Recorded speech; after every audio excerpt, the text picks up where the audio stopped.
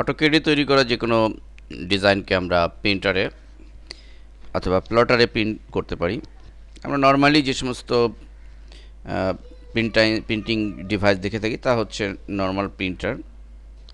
Normal প্রিন্টারে ছোট আকারের পেপারে প্রিন্ট করা যায়, কিন্তু প্লটার হচ্ছে আলাদা একটি প্রিন্টিং ডিভাইস। মূলত এতে বড় আকারের যে সমস্ত ড্রয়িং আমরা করে থাকি সেগুলো প্রিন্ট করা সম্ভব।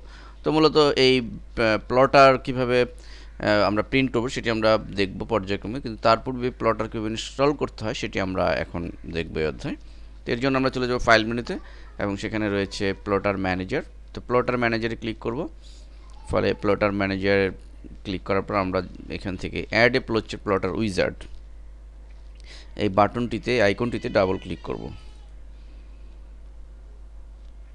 তো আমাদের সামনে যে ডায়লগ বক্স এসেছে আমরা নেক্সট বাটনে ক্লিক করব এবং এখানে to configure a new plotter আমরা মাই কম্পিউটার সিলেক্ট রয়েছে বাই ডিফল্ট। তো আমরা মাই কম্পিউটার সিলেক্ট রেখে আমরা নেক্সট বাটনে ক্লিক করব। এখানে আমাদের রয়েছে প্লটারের মূলত ম্যানুফ্যাকচার এবং মডেল। তো আমরা ম্যানুফ্যাকচার সাপোজ আমরা এখান থেকে অটোডেস্ক ডিএক্সবি ফাইল এটি সিলেক্ট করে দিলাম, মডেলটি রয়েছে। দেন আমরা নেক্সট বাটনে ক্লিক করব।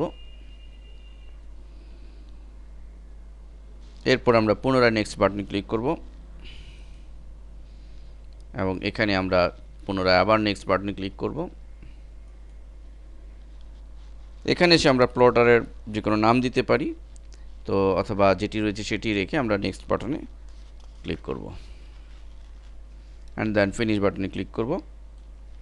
ফলে আমরা দেখুন অলরেডি আরেকটি এখানে পূর্বে তৈরি করা কিছু প্লটার ইনস্টল করা হয়েছিল, কিন্তু আমরা এখন প্র্যাকটিক্যালি দেখানোর ফলে কিন্তু আরেকটি ইনস্টলেশন আইকন চলে এসছে।